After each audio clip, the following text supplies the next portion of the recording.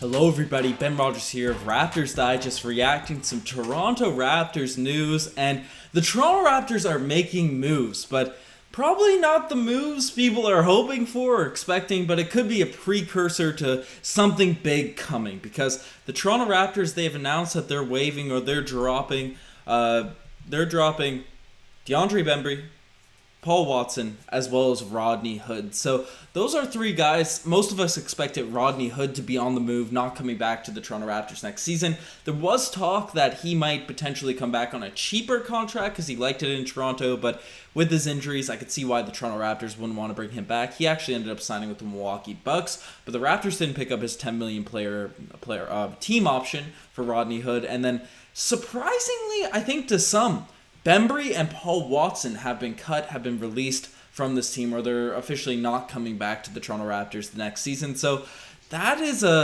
an interesting direction, interesting development for this Toronto Raptors squad, because now losing Bembry and losing Paul Watson, you're pretty thin at that backup shooting guard position. Riker and I are actually sitting on a video about David Johnson, who was our second round pick this season, who we both think is pretty game ready to rock out. We'll drop that soon while the iron's not hot with free agency, because we don't want to overlap the videos too much. Well, this is coming directly after a video you guys will find it interesting, the Tyler Hero, Precious Achiuwa. So if you haven't checked that out, definitely go watch that, because that's a very interesting development with the Toronto Raptors, our previous video.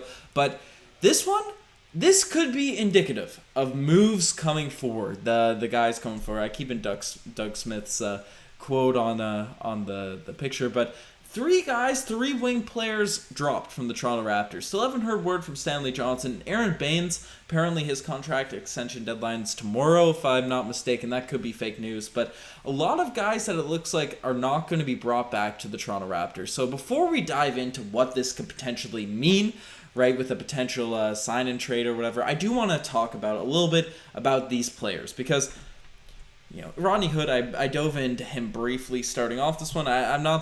We expected him to be gone, but Paul Watson is a guy that we were very high on coming into this year's season, right? We thought Paul Watson was capable of being a backup shooting guard, especially when Terrence Davis and Matt Thomas were moved on.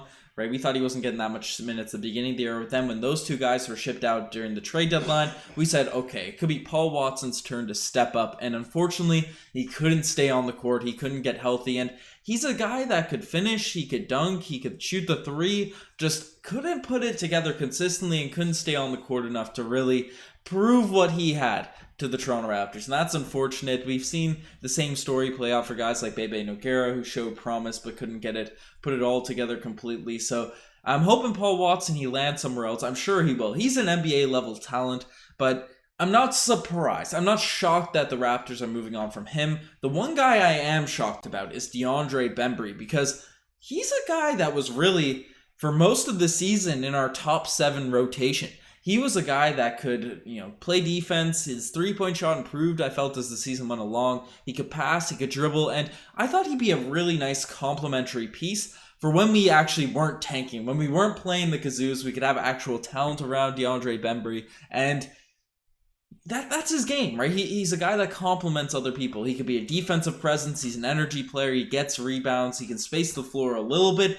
I'm really, I don't want to say shocked, but I'm extremely surprised that Bembry is not coming back. The only really things we've heard about Bembry is that the front office absolutely loves him, loves his work ethic, loves his fit with the team, and to see him just leave waivers, not even get traded, I'm surprised. I am quite surprised that DeAndre Bembry will not be returning to the squad, but Raptors guys, you gotta thank them. We appreciate all you guys for hustling for this team during a tanking season. But we'll see. Hopefully, I'm hoping each one of those guys ends up finding success elsewhere for another NBA franchise. But obviously, a lot of people, they see this, they see what could potentially happen for this Toronto Raptors team going forward. And Josh Lewenberg came out and put a lot of things into perspective recently, talking about how the people are asking about how much cap space the team has, and the moves aren't really going to be made until the sign and trade is finalized for what the Toronto Raptors are going to do with Goran Dragic and Precious Achiuwa. From everything we've heard, it's not official, as we mentioned. There's still negotiating, debating, speaking, whatever the heck they're doing in the background. It's we want to hear about it as Raptors fans, but nothing's technically official yet, except that Lowry's going to sign this contract with the Miami Heat. But the look is that we're going to move Goran Dragic elsewhere. He's going to sort of change directions, and we're going to get some assets back. The Dallas Mavericks are the team specifically rumored a bunch. We've broken this down on pretty well every video recently. We want, Moses Brown, a Dwight Powell, a Willie Cauley-Stein even back from the Mavericks. See who we can get from there. Maybe even more pieces if we can. A Kleba, a lot of people have talked about. Finney-Smith would be ideal. Or we go complete all out to the wall and try and get Kristaps Porzingis, but we won't bring him up anymore. We promise. That's a lie. But the sign and trade's really going to be the big domino for the Toronto Raptors off season, the free agent spending spree that we could potentially make. But looking at the contract Dragic's on, $19 million. If you're looking at the guys that could be in return from the Dallas Mavericks, Powell, right? He's at about $11 million. Willie Cauley-Stein, $4 million. I don't think we're going to get Boban. I think they like him down in Dallas, and I don't think the Raptors would be that interested in a guy that can't guard in the pick and roll, but he's around $4 or $5 million. And then Moses Brown, he's on a rookie scale contract. So they'd have to add some salary in order to make a sign and trade work with the Toronto Raptors, and I'm sure that's all the stuff that's going into it now. I could really see some blockbuster 4-team trade happening with the Toronto Raptors and the Heat and the Dallas Mavericks and whoever. Because each of these teams too have been making minor moves. The Miami Heat, they extended a qualifying offer for Kendrick Nunn, which he only signed a $5 million deal with the LA Lakers, or $5 million per year. So they could have easily brought him back, in my opinion, even if he maybe just didn't want to play behind Lowry. But he was playing behind Dragic, and I'm surprised to see Nunn leave the Miami Heat, especially for such a cheap deal. I wouldn't have been surprised if someone threw $10, $12 million his way per season, because he was, third in Rookie of the Year voting the season prior to last. So each of these teams are making little moves. I could see something big coming with the Toronto Raptors and the Miami Heat and the Dallas Mavericks, and potentially a fourth team. And one sort of player I'm keeping my eye on is Lauri Markkanen or Marvin Bagley. Two guys we've heard nothing about. And the thing about it is, the Chicago Bulls, they've been making moves left, right, and center. They just picked up DeMar DeRozan, who I got his jersey up there behind me, but it's is Lauri Markkanen going to get paid there? How much is he going to look for? He's off the bench. His value really tanked last season for the Bulls. I don't imagine he has much interest in returning to Chicago. And we know that Marvin Bagley wants out of Sacramento. So the fact that they've been so quiet when they were big storylines coming into the day, and the fact that those guys are big, long, mobile bigs, the fact they fit so perfectly with the Toronto Raptors, it makes me interested. It makes me intrigued that potentially a sign and trade could be happening with a 4-team mega blockbuster deal where we acquire one of those players. Because I broke down a video in our last one. I'm not too down on Precious Achiuwa being our center. I think he's capable of it, but again, at 6'8", probably power forward or maybe a backup starting off. We still don't know what's going to happen with Khem Birch. He's not officially signed. So bringing a big with a little bit more potential, more of a natural 5, or maybe more of a sure thing, that might be the move for the Toronto Raptors. Maybe that's what Masai Ujiri's been cooking up, because people are saying, are we going to be playing the Kazoos next season? Are we going to be tanking? I don't think that's going to be the case. I don't think the Toronto Raptors want to come out and just throw it in the towel. I know there's some good prospects in next year's draft, but we have too many strong players to be back home. Even if we tried to tank, I think we wouldn't even be able to get as close as bad as we were last season. So it's the Raptors got to go up. I think right now, without a center, we're a mid-level Eastern Conference team. But if we make the prerequisite moves have been made, right? With Bembry dropped, Paul Walton dropped, Rodney Hood dropped, and assuming Baines is going to be gone. Right, I gotta play the little Bane segment while he's still a Toronto Raptor. But assuming those guys are out, we gotta fill those roster spots. We brought in 2 second-round picks, which I think, especially Delano Banton, I think he'll be a second-round pick or a two-way player.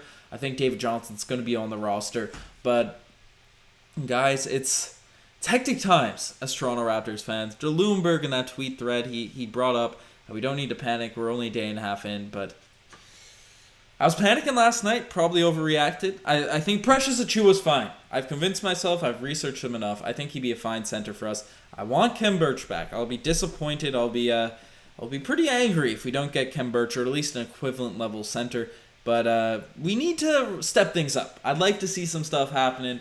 We're reacting to little bits, little nuggets of news. We want to sink our axes into and get some gold for the Toronto Raptors. But anyways, subscribe to Raptors Digest. We're trying to keep you guys updated on all of the most recent updates. We're in the dark, as much in the dark as you, in terms of what's coming back for Kyle Lowry. We think it's Precious. We think Dragic might be dealt elsewhere. Michael Grange also said, I don't know if I've reported this or I've re-reported this from Michael Grange, that's in one of the previous videos, but he says he's not going to be surprised if Dragic ends up staying, or not that he's been on the Toronto Raptors yet, but landing with the Toronto Raptors. That's his final landing spot. So that could be a potential route, but Michael Grange, I trusted him on the Suggs vibe. I was hyped for him. I was trying to hype up Suggs during the draft. But we got Scotty Barnes, and I was happy with Scotty Barnes. I was cool with it, even though it was a bit of a shock. So I guess leading the suspense, maybe it was a little play, a little psych out by Michael Grange. But we'll see what ends up happening. We'll see what occurs. You guys are the best to make us far. Check out the Instagram, the TikTok, all that cool stuff. I think Riker's dropping some TikToks tonight, so keep an eye out for those. Riker's been at work in a basketball game, and I'm going out later tonight. So it's tough to get both of us on here right now, but we want to get the content out for you guys. But anyways, as I mentioned, subscribe. Really helps us out for subscription. If you made it this far, what are we?